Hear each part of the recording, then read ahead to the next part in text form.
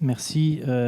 Mathias Reuteux, est-ce que vous pouvez un peu nous reprendre quelques éléments donc de la façon dont vous concevez le futur paysage ferroviaire européen et notamment donc le rôle de la France dans cette construction? Alors, peut-être pour continuer là où Jean-Éric s'est arrêté, je pense qu'il faut lier aussi les débats sur le fret ferroviaire sur toute la politique portuaire. Et si on voit un peu la réforme et le repositionnement de certains ports à l'intérieur de l'Europe, c'était aussi basé sur le fait qu'il y avait soit des interconnexions performantes ferroviaires ou des interconnexions naturelles par des canaux, par des fleuves, qui ont permis d'une certaine manière d'avoir de développer cette position des ports par rapport au hinterland. Et je pense que d'une certaine manière, la réforme portuaire en France en 2008, je pense que c'était, est venue relativement tard par rapport à l'évolution du fret ferroviaire. Ça, c'est une remarque que je fais. Peut-être il y a des gens qui vont me contredire là-dessus, mais c'est une observation que je fais. Deuxième observation que je fais, c'est que j'ai suivi avec grand intérêt les assises du ferroviaire. Si je me place dans le débat que nous avons eu à l'époque du recast du premier paquet ferroviaire, la position française était très différente, et l'évolution de la pensée sur la réforme ferroviaire en France est assez étonnante si vous regardez un peu d'une perspective un peu plus lointaine, peut-être d'un Bruxellois, parce qu'il y a quand même un virement très conséquent sur la question de la gouvernance. Il faut le dire comme ça. On a refusé à l'époque de faire rentrer tous les débats de gouvernance dans la refonte du premier paquet ferroviaire. Si on l'avait fait, on aurait ce qu'on nous reproche maintenant, c'est-à-dire une approche idéologique sur la gouvernance. Ce qu'on a essayé de faire maintenant, c'est en réalité d'offrir plusieurs modèles sur la gouvernance, plusieurs modèles, le modèle de la séparation et aussi le modèle de l'intégration, parce que je pense aussi, nous avons dans les débats sur le ferroviaire dans l'Europe entière compris qu'il faut créer des structures où le gestionnaire d'infrastructure et l'opérateur peuvent se parler, peuvent planifier la maintenance, peuvent planifier l'investissement dans l'infrastructure, peuvent être capables de gérer aussi des intempéries, ainsi de suite.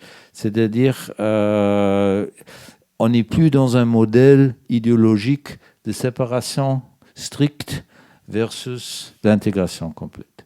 Mais en même temps, on appelle ça à Bruxelles, pas étanchéité, mais des murs chinois, on a quand même besoin d'être sûr que l'opérateur d'infrastructure, le gestionnaire d'infrastructure, est capable de parler avec tous les acteurs sur le rail d'un pied d'égalité. Alors, s'il y a entreprise intégrée, il faut plus de régulation, plus de surveillance et d'une certaine manière,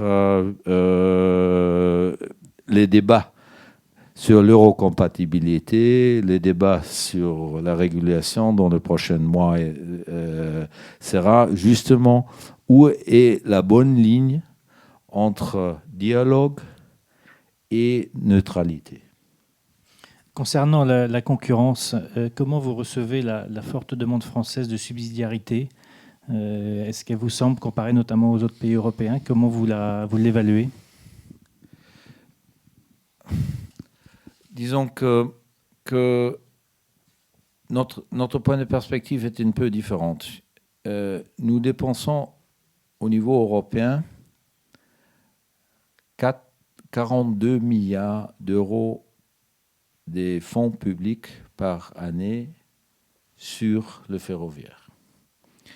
Comment est-ce que nous allons nous assurer de l'utilisation efficace de l'argent du contribuable au niveau européen?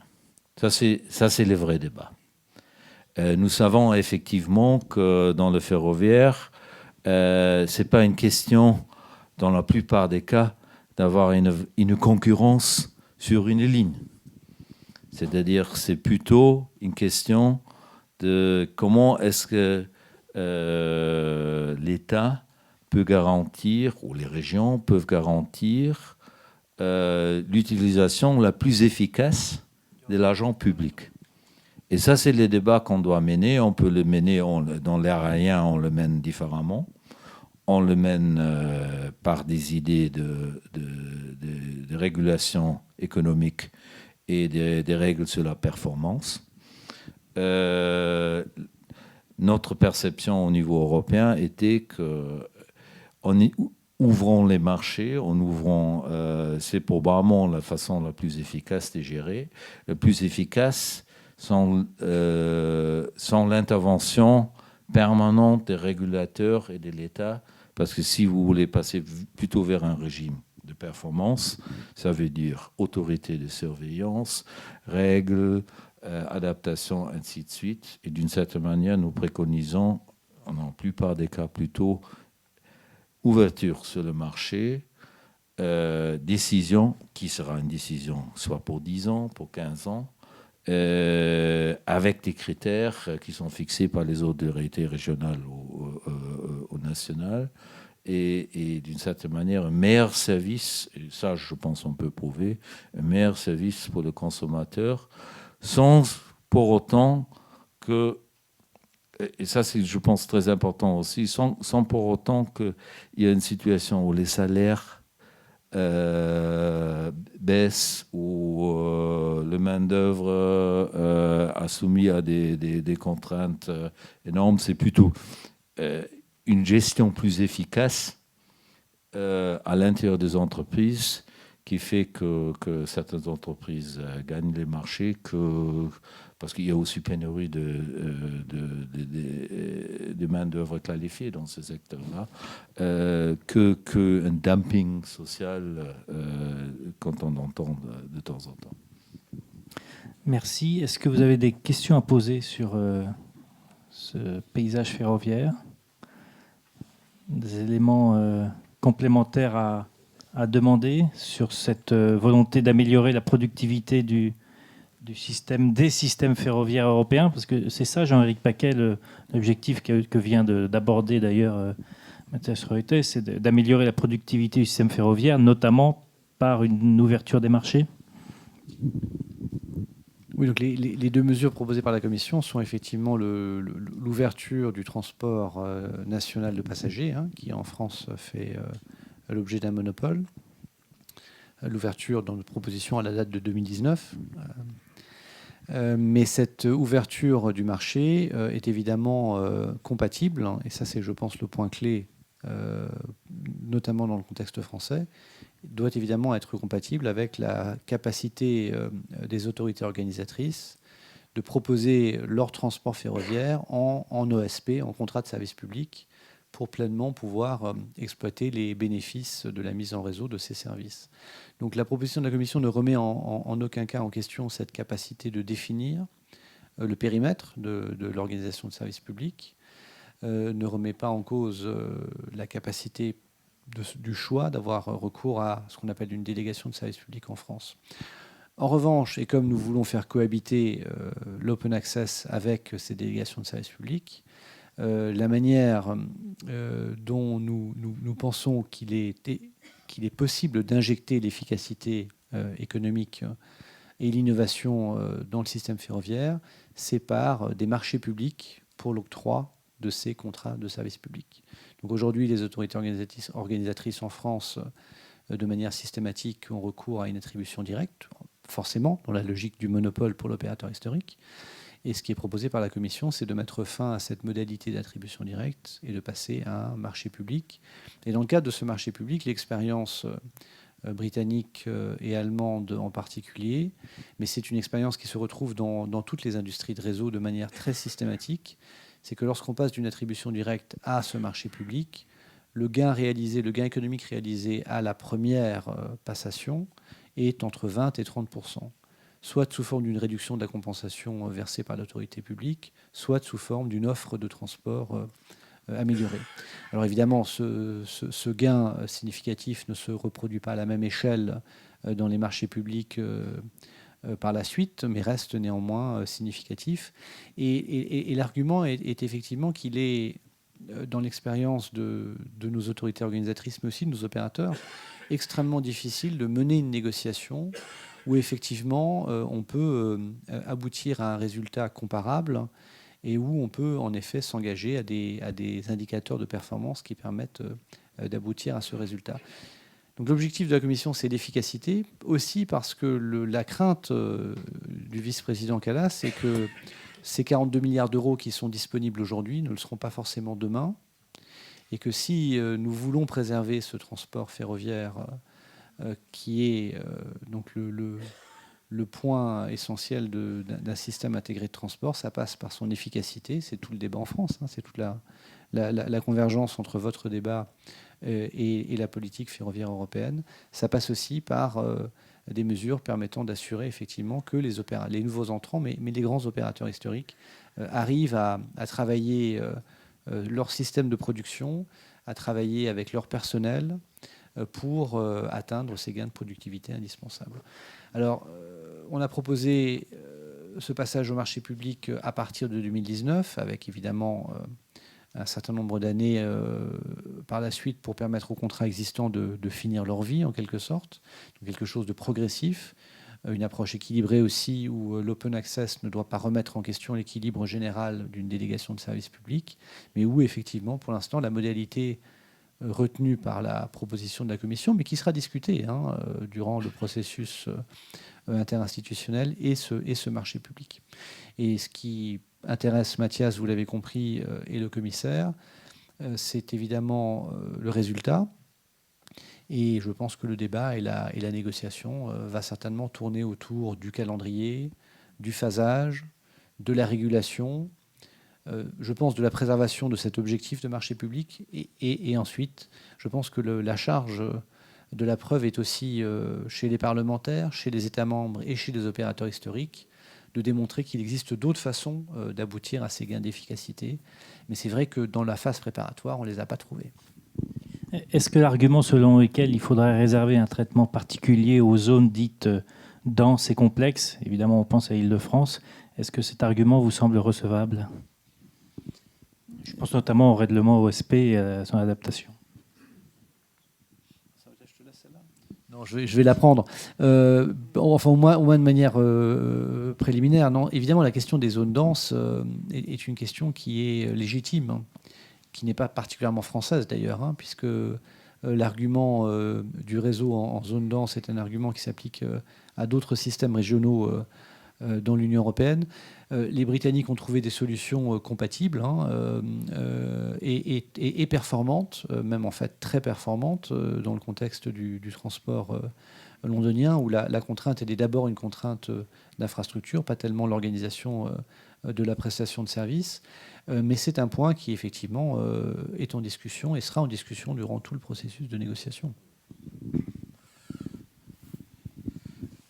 Je ne vais pas ajouter beaucoup. C'est un débat aussi que je connais très bien de mes compatriotes en Allemagne, mais qui, d'une certaine manière, est résolu en disant que si zone dense est d'une certaine manière une organisation spécifique du transport dans les zones denses, avec des flux d'argent public qui sont d'une certaine manière parsoumis à la concurrence, l'entreprise qui agit dans ce cadre-là ne devrait pas être capable de se positionner à l'extérieur comme compétiteurs et sur des marchés qui sont ouverts à la concurrence. Ça, c'est un peu le quid pro quo qu'il faut discuter dans ce contexte-là. C'est très clair. Louis Nègre, vous connaissez particulièrement bien cette question du système ferroviaire. Est-ce que vous auriez un commentaire à apporter aux éléments qui viennent d'être discutés? Le commentaire est le suivant. Donc, c'est un commentaire subjectif. Je ne vais pas gêner Philippe, coprésident de TDE, ni personne. Donc, c'est Louis Nègre qui s'exprime.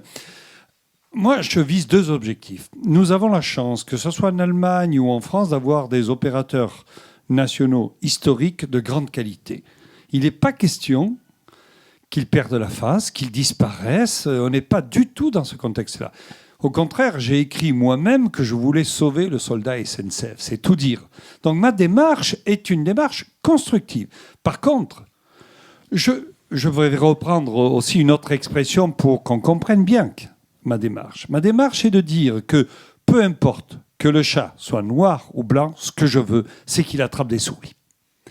Et on a constaté, en regardant un peu ce qui se passe en France et à côté, que nous pourrions attraper davantage de souris. Nous n'en attrapons pas assez. Nous perdons des parts de marché. Notre fret s'effondre et nous avons un matériel souvent obsolète. Ça ne me convient pas. Ce que je souhaite, c'est qu'on soit plus efficace. Ça, c'est aussi une démarche qui devrait faire l'unanimité des uns et des autres. Et ce n'est pas en se protégeant de lignes Maginot virtuelles. Ça aussi, je l'ai écrit noir sur blanc, hein. Ce n'est pas avec cette mentalité d'assiéger en s'enfermant dans des protectionnismes obsolètes que l'on deviendra performant. Voilà ce que je dis. Alors, j'ai bien compris que ce n'était pas simple, sinon ça aurait été fait depuis longtemps, surtout en France, qu'il y a un système qu'on appelle les droits acquis, qui semble peser lourdement sur les réflexions des uns et des autres.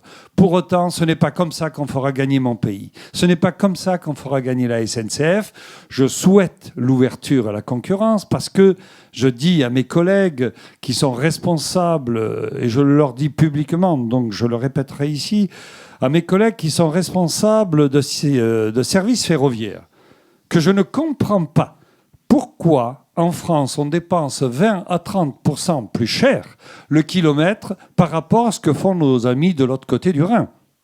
Le service est le même, voire meilleur en Allemagne, et ça coûte à la collectivité, donc aux contribuables, 20 à 30% moins cher. Si quelqu'un est capable de m'expliquer pourquoi on fait payer nos contribuables 20 à 30% plus cher, alors je suis d'accord pour engager une discussion tout de suite. Merci. Est-ce qu'on a encore le temps de prendre, Marie-Dominique, une ou deux questions? Juste là, Fabrice. Allez-y. Une question très brève qui revient sur l'avantage financier que vous avez évoqué tout à l'heure. Moins 20 ou à moins 20 ou à moins 30%. Qu'est-ce qui vous permet d'être aussi affirmatif dans la mesure où on a connu antérieurement des raisonnements identiques en ce qui concerne les problèmes énergétiques et qu'on ne peut pas dire à ce jour que la démonstration a été faite qu'effectivement cette ouverture permettait d'avoir une sensible diminution des coûts. Donc vous trouverez les éléments chiffrés et l'analyse détaillée dans l'étude d'impact qui accompagne notre proposition législative. Et effectivement, le montant de 20 à 30% est un montant en partie empirique, basé sur l'observation de l'ouverture du marché, ou plutôt des marchés publics pour les délégations, l'équivalent des délégations de services publics organisées par les Länder en Allemagne. De manière systématique, dans les 10 dernières années, l'offre était soit améliorée, soit le coût réduit, et le gain économique a été entre 20 et 30%. Donc voilà, c'est cette expérience allemande qui se retrouve en partie aussi dans le cadre des franchises britanniques qui est la base de la réflexion. Alors sur l'énergie, peut-être que Mathias, qui connaît mieux le secteur de l'énergie que moi, peut dire quelque chose, mais dans le cadre de notre étude d'impact, c'était basé donc sur une expérience empirique très concrète et en partie probablement reproductible dans d'autres États membres. Sur l'énergie,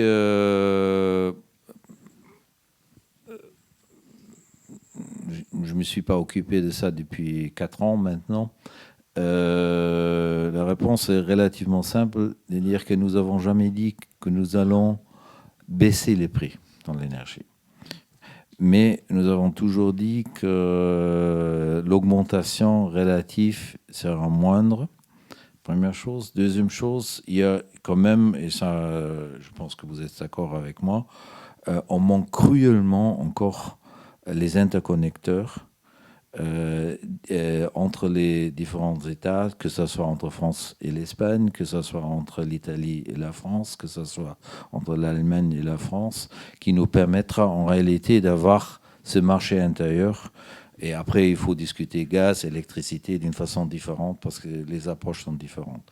Mais d'une certaine manière, les débats est un peu différents sur l'énergie que sur le ferroviaire et il ne faudrait pas les confondre les deux. Oui, une précision et puis après je prends... Bon, merci.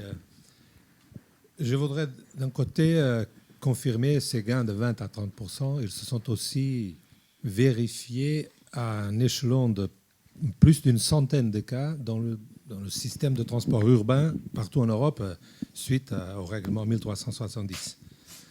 Et donc, il y a là quand même un certain benchmark qui est là. Mais ma question, elle est plutôt une provocation à la vision que Matthias Rutte a présentée à la fin. Et c'est quelque chose sur lequel je travaille déjà dans mon ancien casquet académique jusqu'à il y a 1 an à peu près. Je travaille un peu là-dessus. Et c'est quelque chose qui me préoccupe toujours, qui est comment compatibiliser ce besoin de définition des obligations de service public par les autorités et ensuite cette mise en concurrence des paquets de services qui est donc une approche assez, si on permettait, top-down, qui est assez dirigiste dans le sens que l'autorité publique définit les services, avec le besoin d'innovation un peu à la marge de ce que sont les obligations, et en particulier quand les contrats sont longs. Je dis toujours, ce n'est pas vrai que l'autorité soit toujours en condition de connaître aujourd'hui les besoins de services de la population d'ici 8 ans, d'ici 10 ans. Déjà aujourd'hui, ce n'est pas garanti. Elle connaît certainement les services minimes, des standards de services minimes. Comment on peut faire la compatibilisation de cette spécification des services pour des garanties de desserte, finalement, des droits de bons services de toute la population, avec l'innovation, je dirais presque la provocation des marchés qu'on observe dans d'autres segments, dans d'autres secteurs de l'activité économique.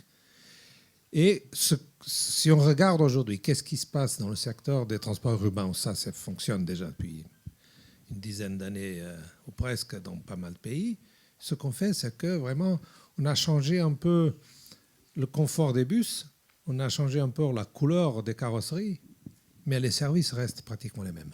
On n'a pas innové.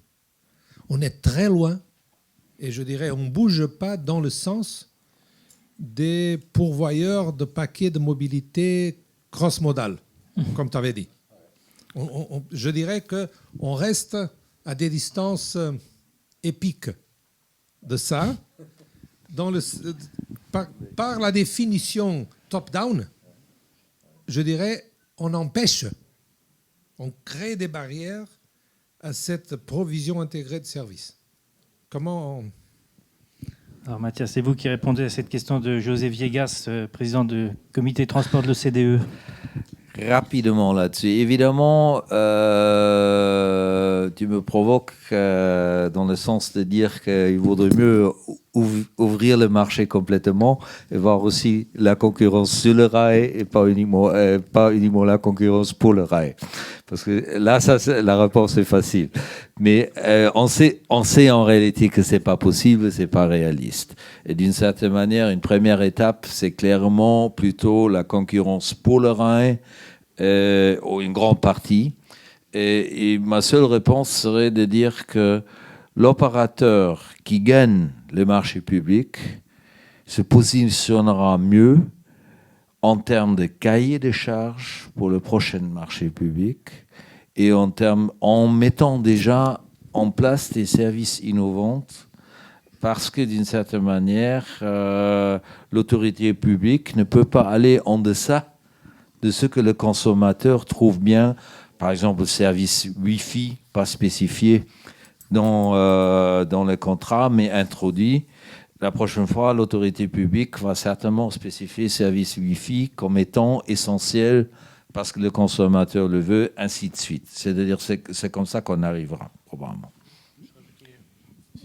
Allez-y. Juste un point supplémentaire, c'est qu'effectivement, ce que vous dites, c'est aussi le défi pour les autorités organisatrices d'apprendre à faire des marchés publics. Et ça, c'est un point qui est évident, hein, et sur lequel notre proposition n'a pas de formule magique. Hein, et c'est aussi d'ailleurs pour ça qu'on laisse un peu de temps au temps. Et je ne doute pas que le Parlement et le Conseil laisseront un peu plus de temps au temps, précisément pour apprendre ça. Et dans notre cadre réglementaire, qui évidemment ensuite se décline de manière sans doute plus précise au niveau national, on n'impose pas que le marché public et le cahier des charges soient aussi précis qu'il empêche toute marge de manœuvre pour le proposant. Et au contraire, je pense qu'il faudrait encourager une culture où le cahier des charges est suffisamment spécifique pour assurer une visibilité sur le prix que payera l'usager, par exemple, qui serait encore fixé par le cahier des charges, que celui-ci assure évidemment des services minimums attendus, mais qu'ensuite il laisse une forte marge de manœuvre aux différents proposants. Et je pense que là, on aura certainement de l'innovation peut-être aussi un peu d'emblée. Mais là où, par contre, j'ai pas de réponse, du moins pas de réponse qui puisse me convaincre moi encore, c'est la question du matériel roulant. Et ça, effectivement, sur le matériel roulant, c'est clair que la question du financement du matériel roulant, de sa propriété, de la capacité de l'avoir disponible pour d'autres opérateurs qu'un opérateur de taille importante qui, lui, peut renouveler peut-être un peu plus rapidement son parc. Là, il y a effectivement une vraie question sur la promotion de l'innovation qu'on retrouve en partie aussi dans le transport urbain. Merci beaucoup. Je crois que... une toute dernière, très rapide, parce que... Oui, bonjour ou bonsoir. Jacques Maléco, je suis de l'Association française du rail, donc je représente les nouveaux entrants sur le marché ferroviaire. Je voulais juste faire quelques remarques. La première, c'est que je pense que la Commission européenne est dans le renoncement. Dans le renoncement, c'est-à-dire vouloir ouvrir le marché ferroviaire voyageurs en 2019-2023, c'est un renoncement. Pourquoi c'est un renoncement ? Parce que en 2019, le marché ne sera jamais ouvert à la concurrence. Il y a une méthodologie à mettre en place, c'est-à-dire des groupes de travail à créer en France pour pouvoir ouvrir le marché en 2019. Ça, c'est la première chose. Donc c'est pour ça qu'il y avait eu une réclamation des nouveaux entrants qu'il y ait une expérimentation en France. Donc on encourage une expérimentation en France au niveau des TER, TET. Ensuite, deuxième chose, des groupes de travail sous la direction de l'État.